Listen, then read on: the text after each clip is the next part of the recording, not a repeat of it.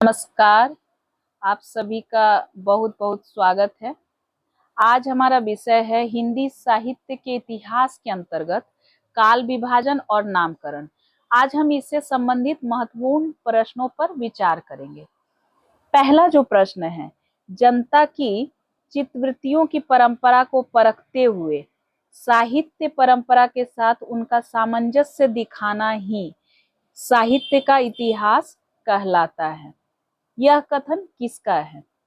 उत्तर है आचार्य रामचंद्र शुक्ल। दूसरा जो प्रश्न है, साहित्य को जनता की चित्तवृत्ति का संचित प्रतिबिंब किसने कहा? उत्तर है आचार्य रामचंद्र शुक्ल। ये जो दोनों प्रश्न हैं, प्रश्न संख्या 1 और 2, ये वेस्ट बंगाल एसएससी शिक्षक भर्ती परीक्षा की दृष्टि से अति महत्वपूर्ण है। तो इन प्रश्नों पर आप विशेष ध्यान दें। ये जो दोनों प्रश्न हैं, आगे चलते हैं। तीसरा जो प्रश्न है, आचार्य रामचंद्र शुक्ल द्वारा काल विभाजन और नामकरण, ये वास्तव में प्रश्न नहीं है, ये एक इकट्ठे 2-3 प्रश्नों का संग्रह हो सकता है। तो इसे अच्छे से याद कर लें, कैसे उन्होंने काल विभाजन और नामकरण किया है।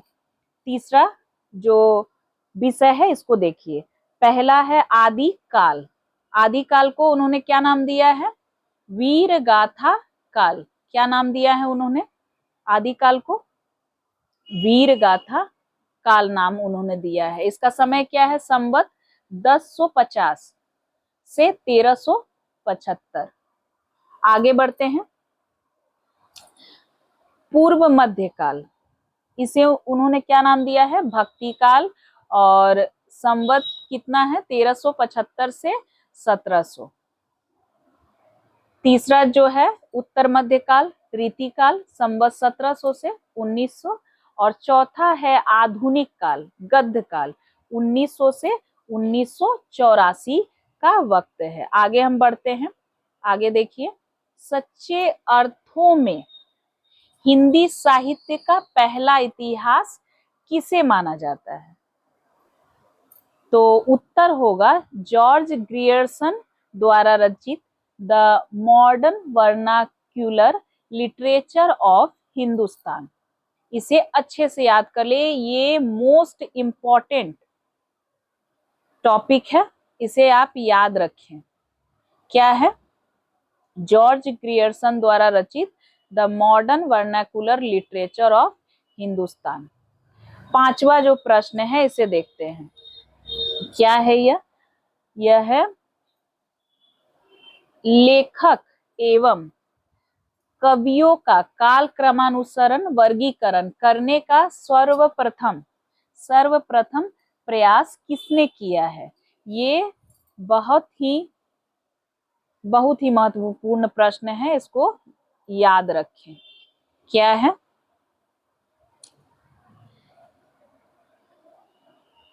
लेखक एवं कवियों का काल क्रमानुसार वर्गीकरण करने का सर्वप्रथम प्रयास किसने किया है? जॉर्ज ग्रियर्सन ने। अगला प्रश्न देखते हैं। हिंदी साहित्य के आरंभिक काल को चारण काल नाम सर्वप्रथम किसने दिया है? तो जॉर्ज ग्रियर्सन, इसको याद रखें। सातवां जो प्रश्न है, क्या है यह देखिए। आदिकाल का नामकरण किसने क्या क्या किया है? इसे हमें ध्यान में रखना होगा, किसने क्या क्या नामकरण दिया है। देखते हैं इसे। पहला है चारण काल। तो चारण काल नाम किसने दिया है? ग्रियर्सन ने। दूसरा है प्रारंभिक काल, मिश्र बंधु। और तीसरा आदिकाल, हजारी प्रसाद द्विवेदी और डॉक्टर रसाल, इन दोनों ने आदिकाल कहा है। चौथा बीज वपन काल किसने किया है? किसने कहा है? देखिए, ये नामकरण किसने दिया है? महावीर प्रसाद द्विवेदी ने। ये नामकरण आपको याद होने चाहिए, क्योंकि आगामी परीक्षा की दृष्टि से ये बहुत ही महत्वपूर्ण है।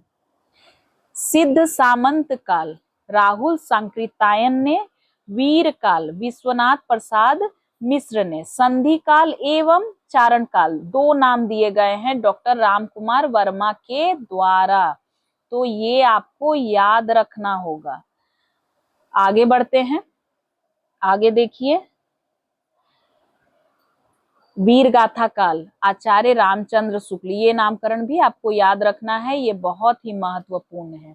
आधार काल, यह प्रश्न यूजीसी नेट की परीक्षा में आ चुका है। आधार काल किसने नाम दिया है? तो डॉक्टर मोहन अवस्थी और सुमन राजे।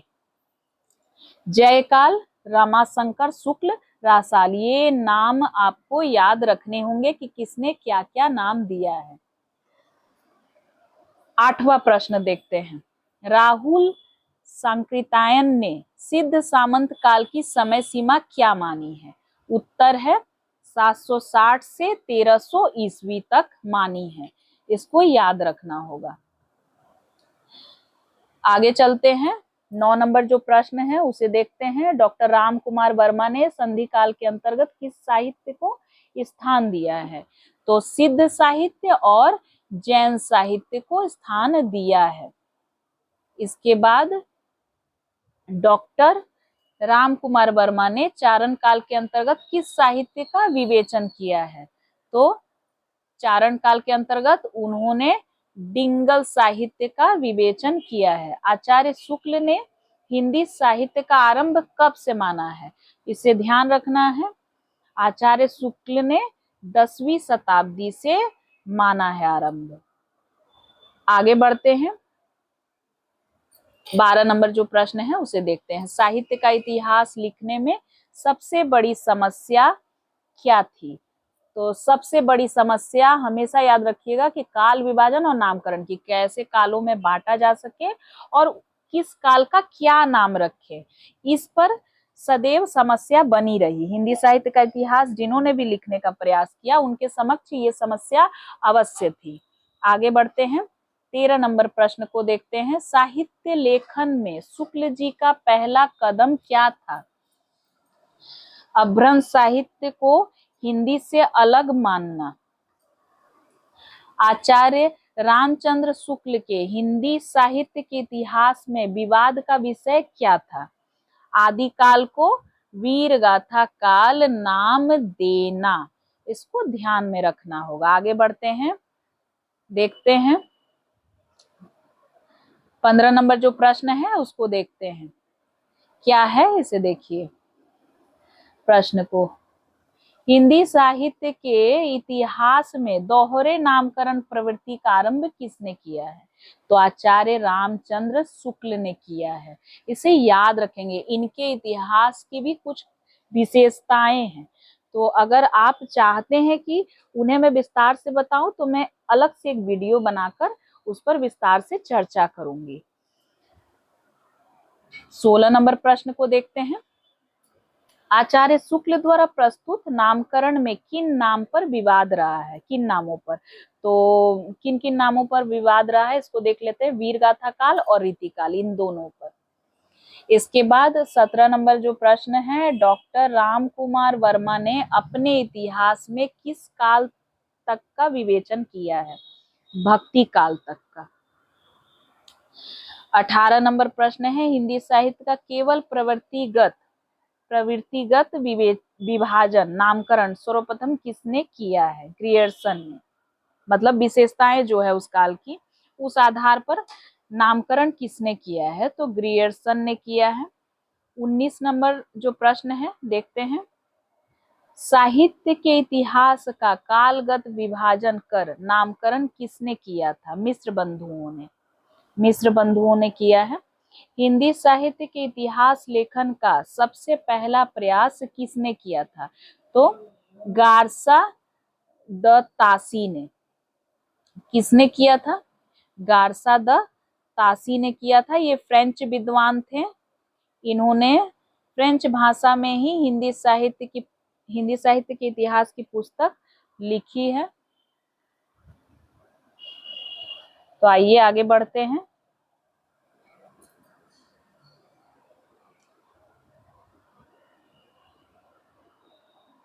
देखते हैं, आगे प्रश्नों पे विचार कर लेते हैं। हिंदी साहित्य का पहला इतिहास किस भाषा में लिखा गया? अगला प्रश्न भी वही ही है, क्या है? फ्रेंच भाषा में। आगे बढ़ते हैं, 22 नंबर जो प्रश्न है उसे देखते हैं। हिंदी साहित्य जगत में मिश्र बंधु नाम से विख्यात लेखक में कौन कौन से लेखक सम्मिलित हैं? कौन कौन से लेखक सम्मिलित हैं? तो गणेश बिहारी मिश्र, श्याम बिहारी मिश्र, सुखदेव बिहारी मिश्र, तीनों नाम आप याद कर लें। गणेश बिहारी मिश्र, श्याम बिहारी मिश्र और सुखदेव बिहारी मिश्र। 23 नंबर प्रश्न को देखते हैं, क्या है?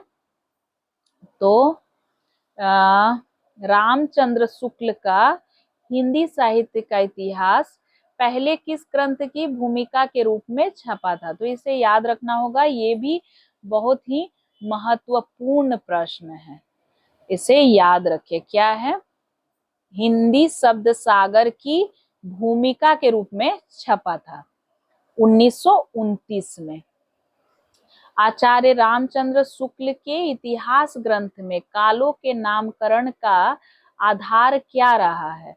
तो युग प्रवृत्ति, विधेयवादी तरीके से उन्होंने लिखा है। युग प्रवृत्ति जो है आचार्य रामचंद्र शुक्ल के इतिहास ग्रंथ में कालों के नामकरण का आधार रहा है। और अंतिम जो प्रश्न है 25 number, the modern vernacular literature of Hindustan के लेखक कौन है? इसे याद रखेंगे, जॉर्ज ए ग्रियर्सन। 952 कवियों को अपने ग्रंथ में इन्होंने शामिल किया है, स्थान दिया है। तो उम्मीद है आज का वीडियो लेक्चर आपको पसंद आया होगा। आगे एक नए वीडियो के साथ मैं आप सबसे मिलती हूँ, तब तक के लिए धन्यवाद।